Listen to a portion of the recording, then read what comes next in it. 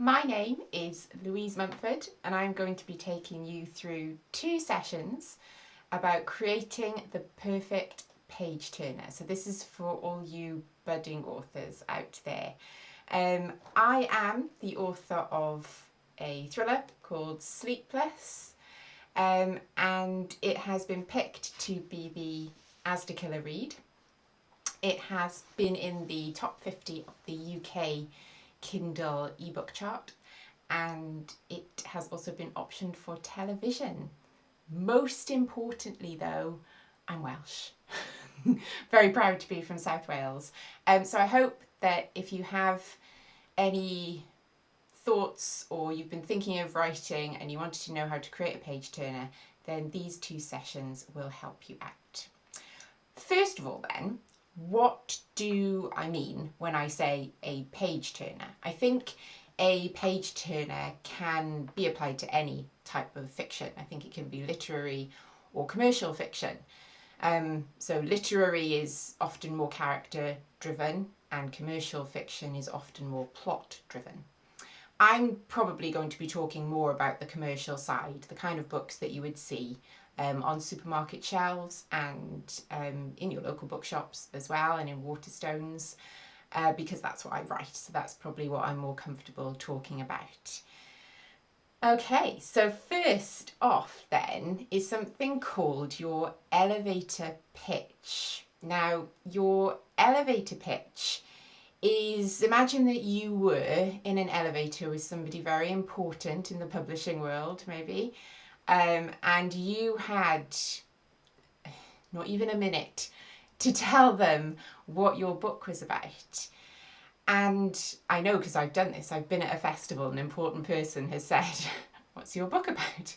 And I've been able to say in a couple of sentences. So if you can distill your book down into these few succinct sentences, you will already know what the heart of your story is about. So there's got to be an idea that your reader is going to be taken on some kind of journey. There's going to be a peril of some kind. And it doesn't have to be a kind of explosion, will she survive kind of peril. In a romantic comedy, for example, it'll be, will she ever meet Mr. Right? You know, exactly. It can be that kind of thing. And so if I give you the example for my book, which was Sleepless, this is what I would have done as my elevator pitch. Desperate insomniac Thea jumps at the chance to take part in a sleep technology trial that promises to change her life and help her sleep.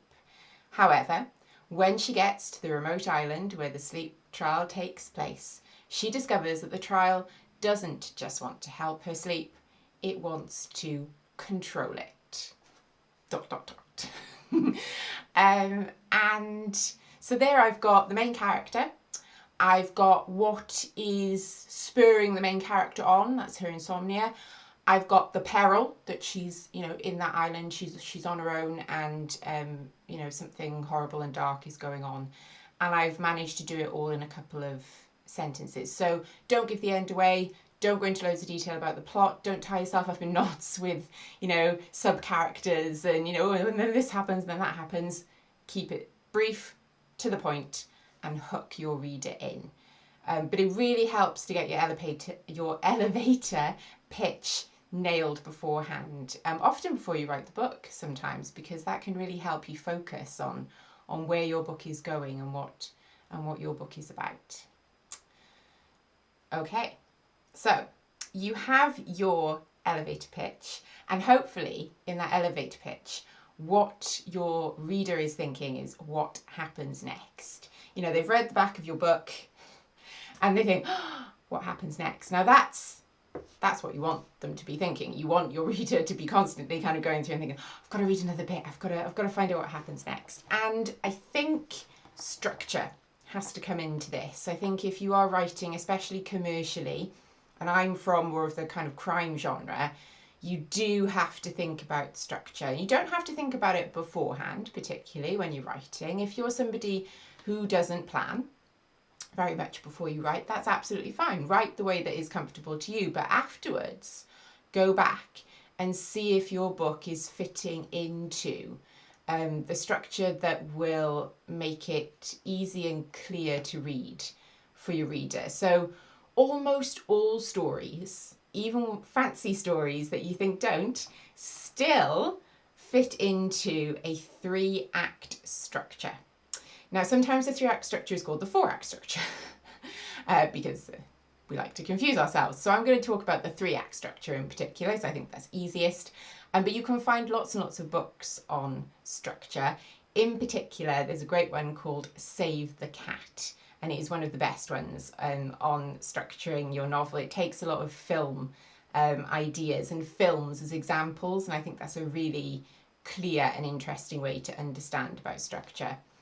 How I like to describe it is that you are on a roller coaster with your reader. You're taking them on a roller coaster. And if you think about a roller coaster, is that it starts off maybe and it's, slow, but then you're going to have ups and you're going to have downs and you're going to have quiet bits where you're just chugging along, and then you're going to have something else and something else, and then it's going to get faster. So you've got that kind of fast and slow, up and down. The ups are obviously the peaks of the excitement of the action, then you go into quieter bits. It's helpful to think of it in that way. So your first act is where you are setting it all up. And often writers work hardest on their first act because it's the act that they are going to send to their agents or their publishers to create interest. So please put as much importance on the second and the third act as well. But the first act, so the beginning is crucial to hook the reader in. You have to have something called an inciting incident. Something has to happen to jolt your character into action. If I take my book again, the example for that would of course be Thea getting the notification from the sleep technology trial, but the real kind of impetus for her is having a car accident in the first chapter, because then that spurs her on, because she realises that she's putting other people's lives in danger. It's not just making her own life miserable, and she has to do something about it. So that spurs her on then to accept and become a part of the sleep technology trial. Then, at the end of Act 1, you need some sort of climax, and it's often known as a threshold moment. So it's the moment, and it's quite easy to explain in Sleepers because there's literally a threshold moment. She goes to the island, she arrives at the island, that's her threshold moment. But for in a romantic comedy, perhaps it's taking a new job or leaving the job that she was in. Perhaps that's the threshold moment. She or he, whoever is your main character then. So you have some sort of idea that there is a new world opening up, and it doesn't have to be a literal new world, but maybe the character is making some sort of changes, or she's meeting new people, or she's joined something, or she's decided to change career, and that's your threshold moment. Then you're getting into Act 2. Now Act 2 is probably the trickiest one. It's the biggest act as well, because it's where all the meat of the plot happens, and it can get a little bit flabby if you're not careful. Nobody wants a flabby middle. So you've got to really tightly plot this one. This is where your other characters come in. So your kind of B team, as I call them. They're not the main characters, but they're the other ones that the reader gets introduced to. I'm going to talk a bit later on about what kinds of things you can do in Act 2 that help to keep the tension up. And then, of course, the climax of Act 2. So you're kind of up on your roller coaster, and then you've got the big climax of the novel is the climax of Act 2. And that one is pretty much where it's the all is lost moment, it's described as. It's where the bad guys are closing in. It's where you think that it can't get any worse than it has. Often maybe, like for example, in an actiony kind of thriller or crime, it's somebody really important perhaps has died at that point, or all hope is lost in some way at that point. In a romantic comedy, to try and give you different ideas, it would be maybe where the main character loses the love of their life, decides to take that job. That's the all is lost moment and they're moving away. So you've got that big emotional point there as well. Films do that really well. You can spot the climax of Act 2. It's often just before Act 3 and the climatic kind of scene, the kind of battle scene. So it's the finale then, Act 3. You're wrapping things up in that Act 3 part. And I think, again, coming from a crime novel point of view, when you wrap things up, you've got to do it in a way that shows that you have planted those seeds beforehand. You can't just magic up a character out of nowhere and go, oh, well, they did it, but you've never mentioned them before, or you've mentioned them, you know, like half a sentence. That's a bit too mean. You've got to give your reader a fighting chance to understand the ending and for it to feel like a resolution. Unless you're writing a sequel or a trilogy, then you don't want to leave it on too much of a cliffhanger. Readers really don't like that. They like to have a resolution. It doesn't have to be a happy ending. A lot of novels now don't have completely happy endings. So it's completely up to you about how you do actually want to finish it off. So with me, I had my main character and she's escaped the island at that point. So you've got that kind of resolution. You've got that idea that she has managed to get free. So this is my first section. I can't do loads and loads of stuff on structure just in the 2 sessions because I've got so much to talk about when you're creating a page turner. But like I say, Save the Cat novel is really good. Save the Cat book is really good on plot and structure.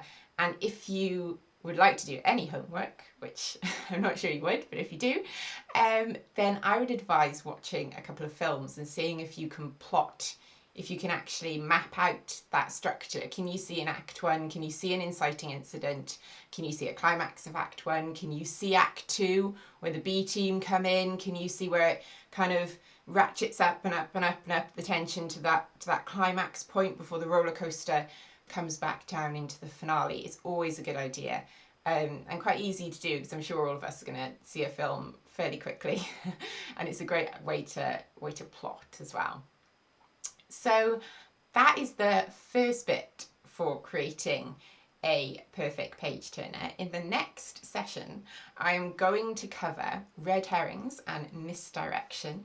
I'm going to cover plotting in a little bit more detail, chapters, their purpose and their length, and also a little bit about character and switching point of view as well. So you've got lots of things to tune in for the next session.